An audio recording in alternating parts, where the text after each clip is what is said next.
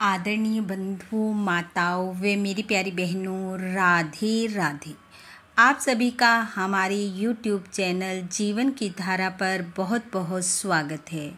बंधुओं, आज हम इस वीडियो में गाय माता की कहानी सुनेंगे, जिसे सुनने सुनाने से इस लोक व परलोक के सुख प्राप्त होते हैं। कथा कहानी सुनने के बाद यदि आप हमारे चैनल पर नए हैं तो कृपया हमारे चैनल को सब्सक्राइब करें, बेल आइकन को प्रेस करें ताकि हमारी वीडियो की नोटिफिकेशन सबसे पहले आप तक पहुंचे। वीडियो को शेयर व लाइक भी जरूर करें। कथा कहानी के अनुसार एक समय की बात है, एक नगर में एक साहूकार रहता था।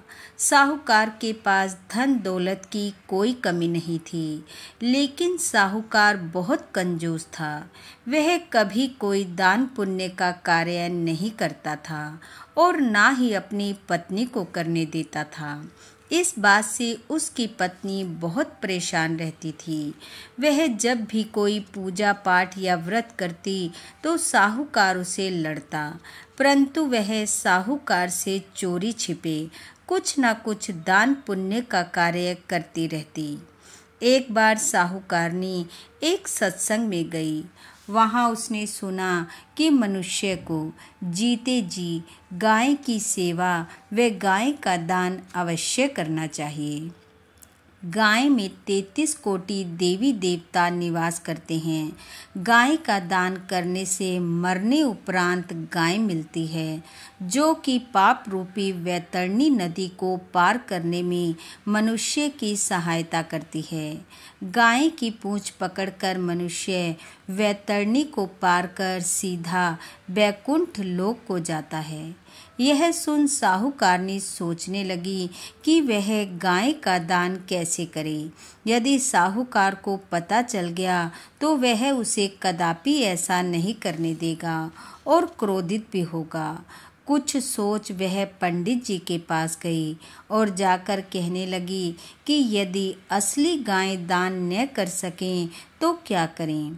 पंडित जी ने कहा, यदि असली गाय का दान न कर सको तो सोने चांदी की गाय बनवा कर दान में दो।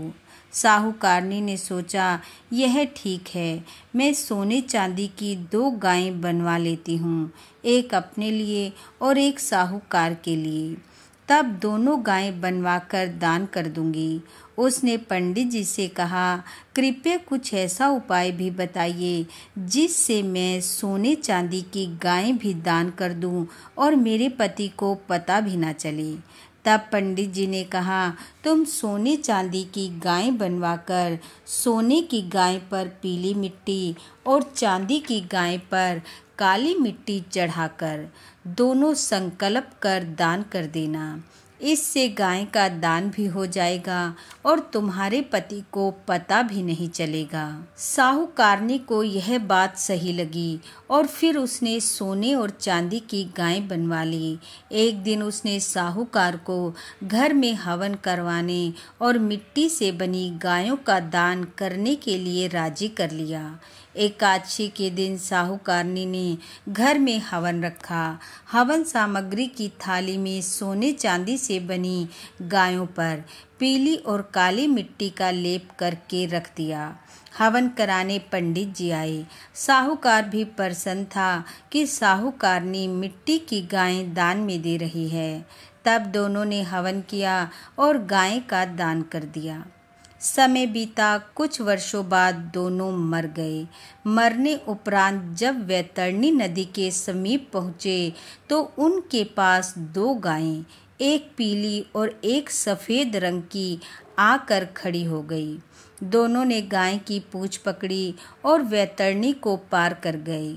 आगे चलकर साहूकार ने पूछा, हमने तो कभी गाय का दान किया ही नहीं था, फिर हमें गाय कहाँ से मिल गई। जो हमें इस पार ले आई। साहूकारनी कहने लगी, तुमने सारा जीवन धन जोड़ा और उसे वहीं धरती पर छोड़ाए, कभी भी दान पुण्य नहीं किया। जो दान पुण्य करता है, भजन सत्संग करता है, वही सब साथ आता है। साहूकारनी ने कहा, हमने 2 गायों का दान किया था, यह उसी का फल है। साहूकार कहने लगा, वह तो मिट्टी की गाय थी। साहूकारनी बोली, वह मिट्टी की नहीं, सोने चांदी की थी।